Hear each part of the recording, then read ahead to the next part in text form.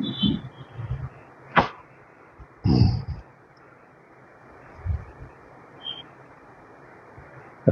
لله والصلاة والسلام على سيدنا محمد وعلى آله وأصحابه أجمعين.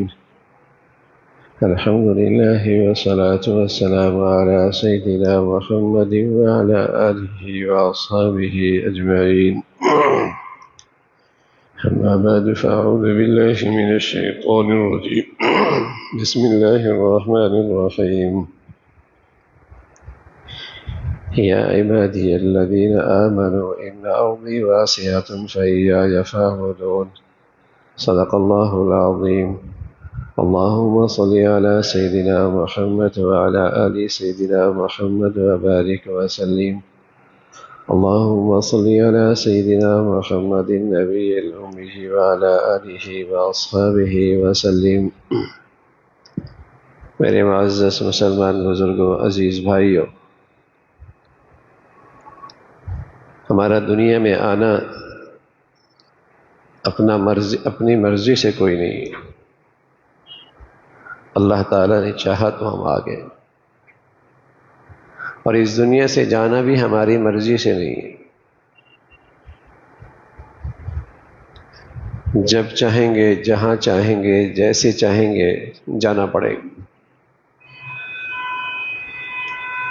آئے بھی مرضی سے نہیں، جانا بھی مرضی سے نہیں. درمیان کا سلسلہ ہے کہ پھر اسی خالق اور رب کا حق ہے کہ ہمیں بتائے کہ ہم زندگی گزارنے کیوں آئے. پھر اس درمیان میں بھی ہماری مرضی نہیں، اللہ ہی کی مرضی ہے. جو کچھ وہ بتائے وہی زندگی ہے.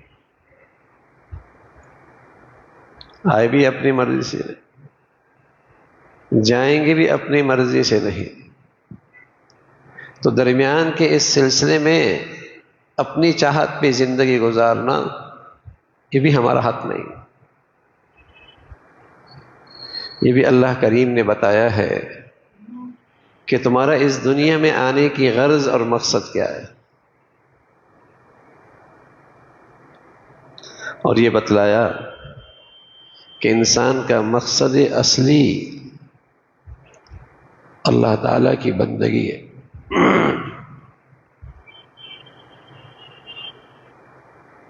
انسان کا مقصد اصلی اللہ تعالیٰ کی رضا ہے. اس دنیا میں آنا اللہ کے حکموں کی تعمیل ہے. یہ زندگی کی غرض و غایہ ہے، یہ مقصد زندگی ہے.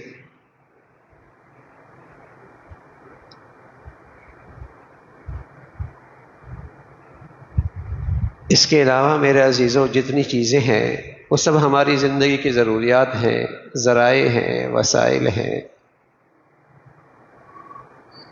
وما خلقت الجن والانس الا لیعبدون. ہم نے انسان اور جن کو اس لیے پیدا کیا کہ وہ ہماری عبادت کریں. اب جس ذات نے پیدا کیا ہے اسی ذات نے مقصد بتایا ہے. ہم اپنی چاہت سے تو آئے نہیں،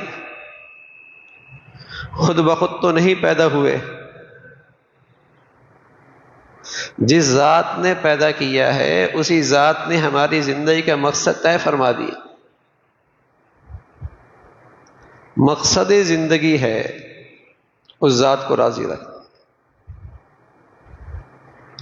اسی کے لیے جینا ہے اور اسی کی خاطر اس دنیا سے جانا.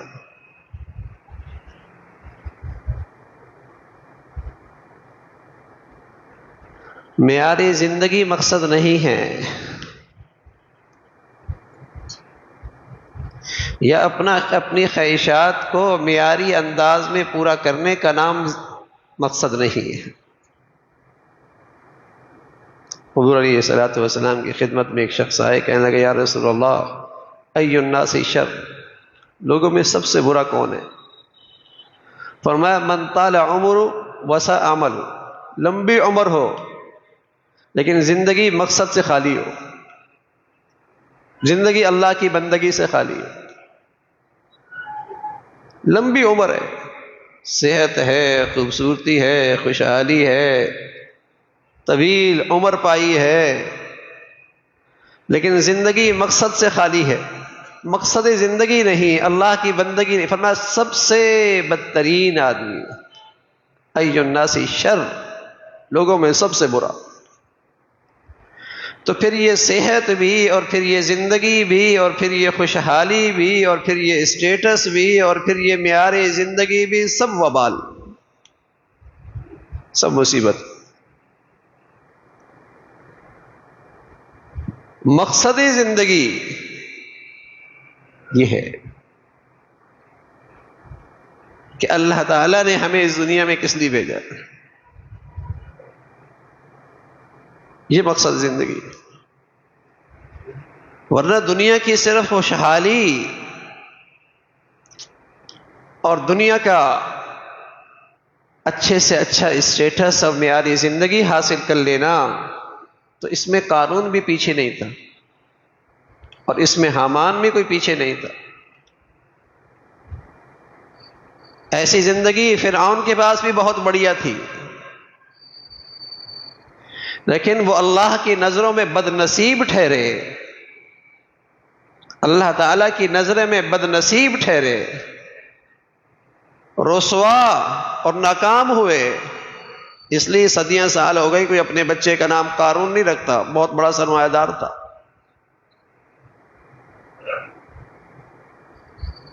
اس کی بد نصیبی یہ ہے کہ مقصد زندگی سے خالی تھا. لَتَنُوءُ بِالْعُصْبَةِ أُولِي الْقُوَّةِ، دولت اتنی کہ اس دولت کو اٹھانے کے لیے جو خزانے تھے، اس کی چابیاں، اس کے لیے بھی ایک مضبوط جماعت کی ضرورت تھی.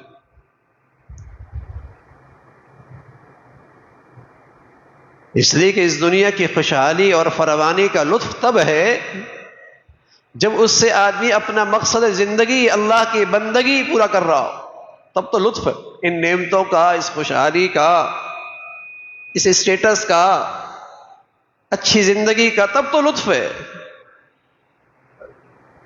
لیکن اگر یہ سب کچھ ہے اور اللہ کی بندگی جو زندگی کے مقصد ہے وہی نہیں ہے،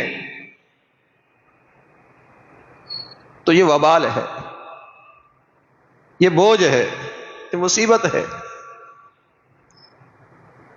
اللہ تعالیٰ نے بتلایا کہ اگر اس مقصد زندگی کے لیے تمہیں دنیا کی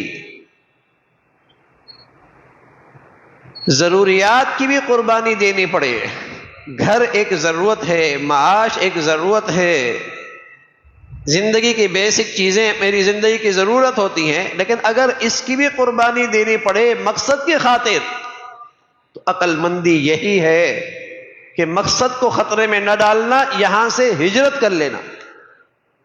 اور اللہ تعالیٰ نے بتایا یا عبادی الذین آمنوا ان ارضی واسعہ، میری زمین بڑی کشادہ ہے. آپ نے اپنے پیاروں کو، حتیٰ کہ اپنی بیٹی کو، جب دیکھا کہ مکہ کی سرزمین پر ان کے لیے اللہ کی بندگی مشکل ہو رہی ہے، کہا جاؤ حبشہ چلے جاؤ. پھر کچھ عرصے کے بعد دوسروں سے کہا جاؤ تم بھی حبشہ چلے جاؤ. پھر ایک وقت آیا کہ آپ خود ہی زمین کے اس محبوب ترین ٹکڑے سے آپ بھی ہجرت فرما رہے اور ساتھ کہہ رہے ہیں اے مکہ، اے بیت اللہ، کیا کریں یہ ظالم یہاں رہنے نہیں دیتے،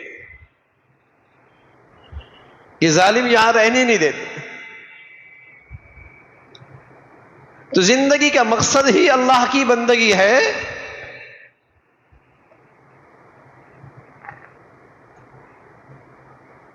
زندگی کا یہ مقصد آج نظروں کے سامنے نہ رہا، یہ شعور ہی ہمارے بچوں میں نہ رہا، اور ہم نے اپنی نئی نسل کو یہ شعور دیا بھی نہیں. شعور ہی نہ رہا. ایک باپ اپنے بیٹے کو زندگی بھر اس شعور پہ تربیت کرتا ہے کہ اللہ کی بندگی، اللہ کی بندگی، اللہ کی فرما برداری، اللہ کو راضی کرنا، زندگی بھر اس شعور پر اس کی تربیت کر رہا، اور جب دنیا سے جانے لگا تب بھی یہی فکر لگی ہے، کہیں یہ میری اولاد، کہیں میری یہ اولاد اللہ کی بندگی سے میرے جانے کے بعد محروم تو نہیں ہوگی۔ تو اپنے بیٹوں کو، نواسوں کو، پوتوں کو، سبھی کو اپنی چارپائی کے گرد اکٹھے کرتے اور نصیحت کر رہے ہیں، تاکید کر رہے ہیں۔ یہ باپ نبی ہے، اور نبی سے بڑھ کر اپنی اولاد کی خیر خواہی کون سمجھ سکتا ہے؟ اور پیغمبر سے بڑھ کر اپنی اولاد کا کون ہمدرد اور خیر خواہ ہو سکتا ہے؟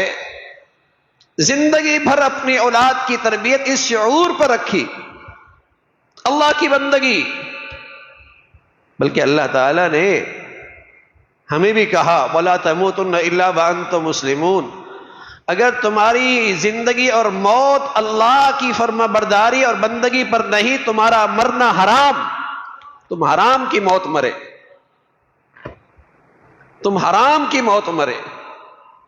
اگر تم مقصدی زندگی کے بغیر مر گئے، تمہارا یہ مرنا حرام کا، تمہارا یہ جینا بھی تم پہ وبال ہے۔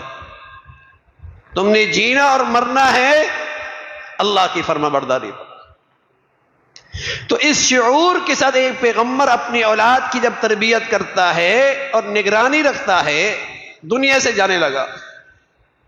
ام کنتم شہداء اذ حضر یعقوب الموت، موت کا وقت قریب آ گیا۔ اذ قال لبنیہ ما تعبدون من بعدی، میں جا رہا ہوں، میری پشت قبر کی مٹی کو لگنے کو ہے، مجھے ذرا یقین دلاؤ، اطمینان دلاؤ، مجھے تمہارے بارے میں اطمینان چاہیے۔ ما تعبدون من بعدی، میرے بعد کیا زندگی گزارو گے؟ کہ ایسا تو نہیں کہ اس بندگی کی راہ کو چھوڑ بیٹھو گے؟ قالوا نعبد الہک و الہ آبائک ابراہیم و اسماعیل و اسحاق الہا واحدا ونحن له مسلمون۔ ابا جان، دادا جان، نانا جان، اطمینان رکھی ہے، ہم نے اس گھر میں اللہ کی بندگی کے بغیر دیکھا کیا، سبق سنا کیا؟ زندگی بھر تو ہم یہی سبق سنتے رہے، یہی تربیت دیکھی، اسی پہ تعلیم ہوئی کہ اللہ کے در کی زندگی گزارنی ہے۔ باپ بھی نبی، دادا بھی نبی، چچا بھی نبی، تایا بھی نبی، سبھی کو ہم نے یہی سارے خاندان کو یہی دیکھا۔ آپ اطمینان رکھیے، آپ اطمینان رکھیے، وَنَحْنُ لَهُ مُسْلِمُونَ، ہماری زندگی اسی کی فرما برداری پہ گزری۔ یہ ایک والد ہیں، دور اندیش ہیں، اپنی اولاد کے خیر خواہ ہیں، جن کی ساری زندگی اپنی اولاد کی اس شعور پر تربیت ہوئی، اولاد کی اس شعور پر زندگی دیکھی، نگرانی کی، اور آج ہمارے بچے اور بچیوں کی زندگی کہاں گزر رہی؟ ان کے دل و دماغ میں تو کہیں اس شعور کا خانہ ہی نہ رہا۔ جس ماحول میں وہ پڑھ رہے، جس ماحول میں وہ رہ رہے، انہیں کون سا شعور دے رہا؟ انہیں تو ایک ہی شعور ملتا ہے، یہ زندگی سیٹ کرنی ہے، اس کیریئر میں انجوائے کرنا ہے، یہ لائف اسٹیٹس کی بنانی ہے، اسی کی خاطر اس کی زندگی گزر رہی ہوتی، اسی کے لیے وہ جی رہا ہوتا ہے۔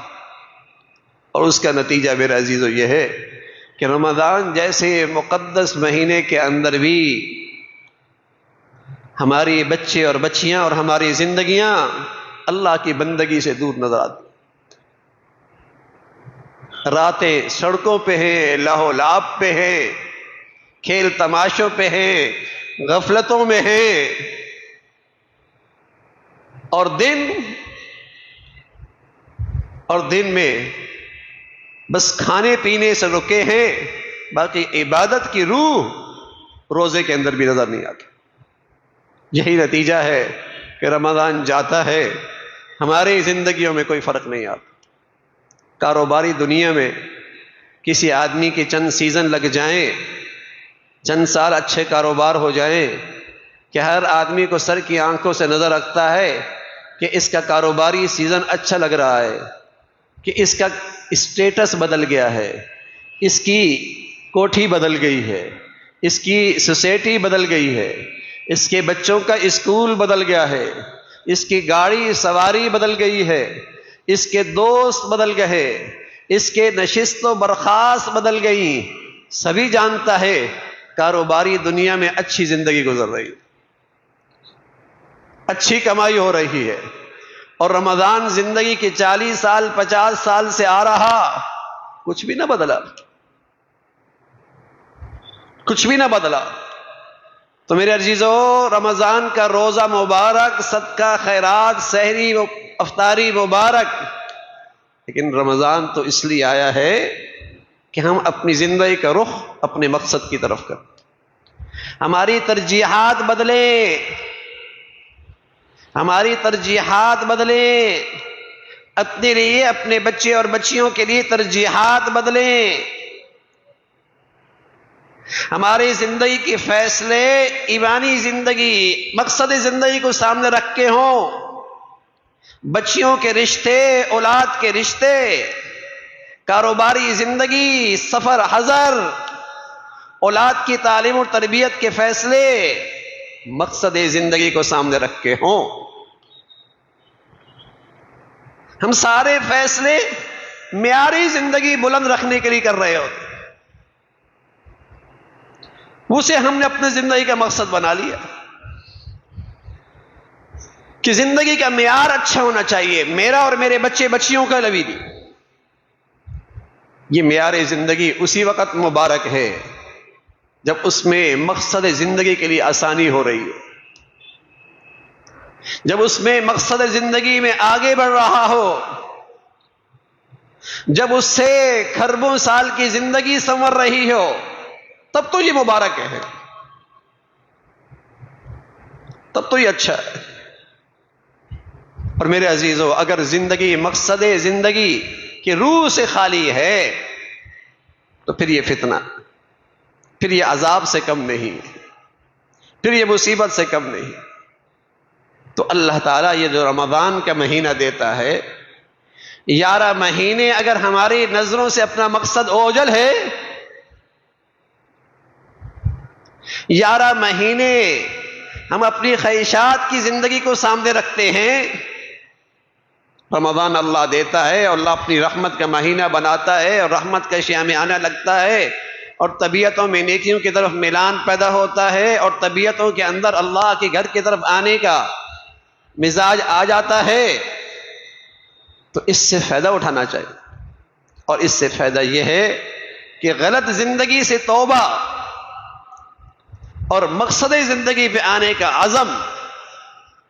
عزم ہو کہ جو غلط ہوا اللہ معاف فرما، مقصد زندگی کو سامنے رکھ۔ تو یہ احتساب کا مہینہ بھی ہے، اپنا جائزہ لینے کا مہینہ بھی ہے، ہمیں اپنے اندر جھانکنے کی بھی ضرورت ہے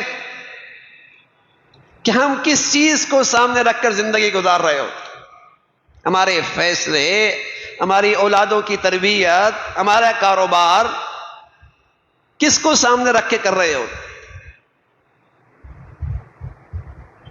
آج دنیا کی زندگی کو اور ہماری معیاری زندگی کو چیلنج کرنے والے کچھ خطرات سامنے آ جائیں، ہماری اس دنیاوی زندگی کو، معیاری زندگی کو، معاشی زندگی کو کوئی حالات چیلنج کرنے کے لیے سامنے آ جائیں، خطرات سامنے آ جائیں، بتائیے کیا کیفیت ہوتی ہے؟ پریشان۔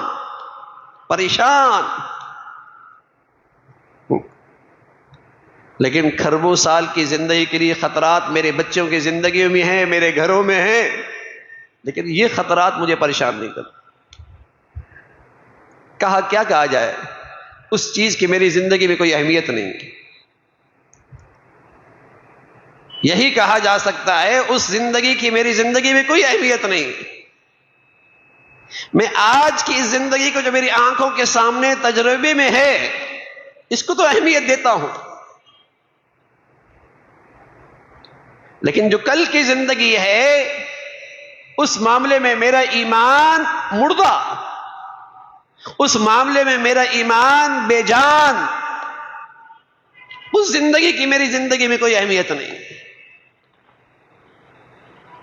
چاہے وہ کتنے ہی خطرات سے دوچار کیوں نہ ہو. تو میرے عزیزو، رمضان کی عبادتیں بھی مبارک، لیکن اصل رمضان آیا ہے ہم اپنی زندگی کا رخ ٹھیک کریں. اللہ تعالیٰ بعض لوگوں کا تذکرہ فرماتے ہیں کہ بعض لوگ اللہ کی عبادت کرتے ہیں. وَمِنَ النَّاسِ مَن يَعْبُدُ اللَّهَ عَلَىٰ حَرْفٍ، بعض لوگ اللہ کی عبادت کرتے ہیں لیکن کنارے پہ کھڑے ہو کے ان کی نظر اپنے معیار زندگی پر، اپنے مفادات پر، اپنے دنیاوی اغراض پر اس کی نظر ہوتی ہے، اور جب تک وہ پوری ہو رہی ہے تو ایمان اسلام کے لیے بڑا پرجوش، ایمان اسلام کے لیے بڑا پرجوش. فَإِنْ أَصَابَهُ خَيْرٌ اطْمَأَنَّ بِهِ وَإِنْ أَصَابَتْهُ فِتْنَةٌ انقلب عَلَى وَجْهِهِ. لیکن جہاں اس کی خواہشات، اس کی دنیاوی مفادات اللہ کے حکموں کی وجہ سے اس پر زد پڑتی ہے کہ حلال کماؤ، جائز کھاؤ، معاشرت اچھی کرو، معاملات میں امانت دیانت، اللہ کی بندگی ہر حال میں، تو فرمائے یہ ایمانی زندگی سے ایسا دستبردار ہوتا ہے جیسا اسلام سے کوئی تعلق ہی نہیں، اسے کوئی تعلق ہی نہیں. لیکن میرے عزیزو، اللہ کی بندگی ہماری زندگی کا مقصد ہو، ساری دنیا بھی چھوٹ جائے بلکہ جسم اور جان پر بھی ہم اپنی ایمانی زندگی کو ترجیح دیں، یہ ایمان کا حق ہے. مفادات چھوٹی چیز ہے، عزت آبرو چھوٹی چیز ہے، اس سے بڑی چیز جان، جسم کی جان. اگر ایمان کی زندگی کی خاطر اسی بھی قربان کرنا پڑے تو ایمان کا تقاضا یہی ہے کہ مسلمان ایمان کی زندگی اس کی حفاظت کرے، اپنا ہر مفاد قربان کر دے. اللہ ایسی ایمان کی حقیقت نصیب فرمائے اور ہمیشہ ہمیں اپنی زندگی کے فیصلوں میں مقصد زندگی کو سامنے رکھنے کی توفیق عطا فرمائے. وآخر دعوانا ان الحمد للہ رب العالمین.